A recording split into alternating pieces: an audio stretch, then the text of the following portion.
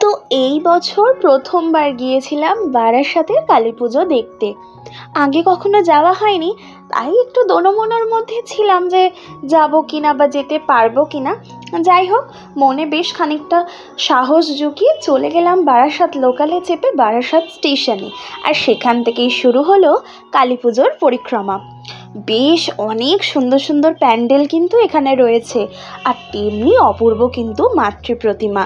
আর এবছর নবপল্লীর আমরা সবাই ক্লাব কিন্তু আলাদাভাবে নজর কেড়েছে।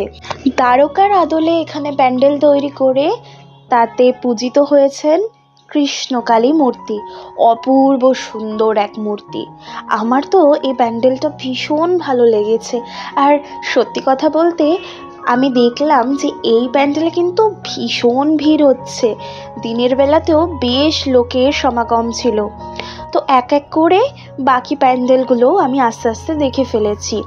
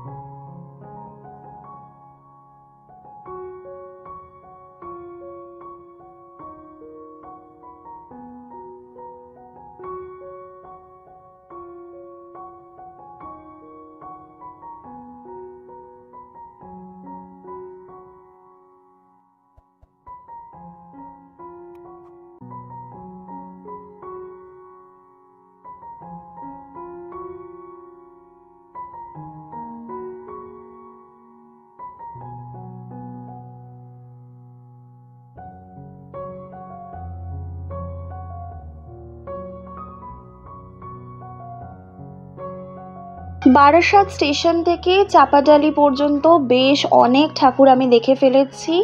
তারপর আমি চাপাডালি মোড়ে নেমে গিয়েছিলাম। সেখানে রয়েছে লরি স্ট্যান্ডের বড় কালী মা, সেই মায়ের দর্শন করে সেখান থেকেই আবার বাসে চড়ে কলকাতার দিকে ফেরা।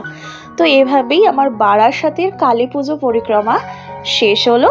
আর আমার তো প্রত্যেকটা পুজো ভীষণ ভালো লেগেছে। তোমরা কারা কারা বারাসাতে কালী পুজো দেখতে গিয়েছিলে এবং ওখানকার কোন কোন প্যান্ডেলগুলো তোমাদের খুব ভালো লেগেছে অবশ্যই জানাতে ভুলো না। তাহলে আজকের মতন টাটা।